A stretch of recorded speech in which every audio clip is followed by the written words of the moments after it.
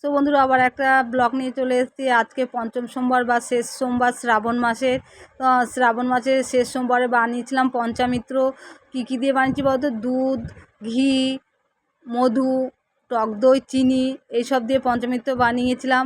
তারপরে দেখো ঘরের বাবাকে পরিষ্কার করে স্নান করিয়ে গাছের গোলাপ দিয়ে মালা দিয়ে সুন্দর করে পুজো করে নিলাম। তো তোমাদের কেমন লাগছে আমার বাবাকে একটু কমেন্ট করে জানিও। এই ঘরে পুজো দিয়ে চলে আসলাম মন্দিরে যাচ্ছি। মন্দিরেও তো জল ঢালতে হবে। এবার মন্দিরের উদ্দেশ্যে রওনা দিলাম সব কিছু গুছিয়ে নিয়ে। তো এখানে এসে দেখি ব্রাহ্মণ পুজো শুরু করে দিয়েছে। এখানে পুজো অনেক তাড়াতাড়ি শুরু হয়ে যায়, সকাল 9টা থেকে। তো আমি বেলায় গেছিলাম, অনেকেই জল ঢেলে গেছে, তোমাদের দেখালাম। তারপরে এইদিকে দেখো আমি এইদিকে বাবাকে ভালো করে দুধ, মধু, ঘি, পঞ্চমিত্র যা যা দিয়ে বানিয়েছি আমি সব দিয়ে বাবার মাথায় আগে ঢেলে নিলাম। তো তোমরা কি পঞ্চমিত্র একটা সোমবার দিয়েছো? তো আমার এটা চতুর্থ সোমবার আমি করছি, একটা সোমবার করতে পারিনি। যাই হোক, এটা লাস্ট সোমবার। বাবাকে মন প্রাণ দিয়ে ভালোভাবে ডাকছি, বাবা যেন আমার কথা শোনে। তো তারপরে গঙ্গা জল দিয়ে ভালো করে ধুয়ে দিচ্ছি বাবাকে, স্নান করিয়ে দিলাম গঙ্গা জল দিয়ে স্নান করিয়ে। দেখো এদিকে বাবা সুন্দর পরিষ্কারও হয়ে গেছে। তারপরে দিয়ে দেবো বাবার গলায় মালা। তো বাবার মাথাটা একটু ঠান্ডা করার জন্য মাথাটা একটু থাপ করে থাপড়িয়ে দিলাম। বাবা একটু ঠান্ডা হও, আমার কথা শোনো, আমার মনের কামনা একটু পূর্ণ করো। যাই হোক, বাবাকে স্নান করিয়ে ভালো করে এদিকে দেখো একটা মালা দিয়ে দিচ্ছি আকন্দ ফুলের। তো মনের কামনা করে বাবাকে সব কিছু মনের কিছু জানিয়ে বাবাকে সুন্দর করে একটা মালা পরিয়ে দিলাম।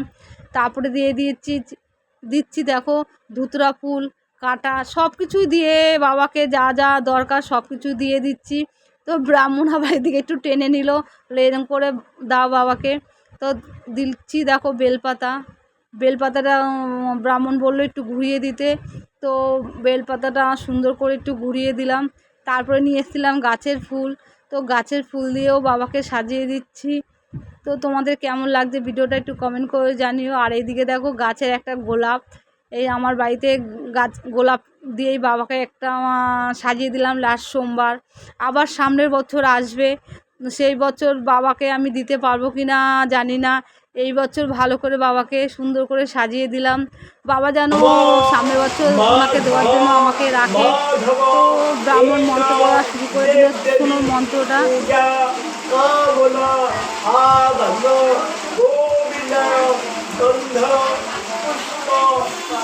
মন্ত্র পড়তে পড়তেও বাবাকে আমি কিন্তু ডাকছি।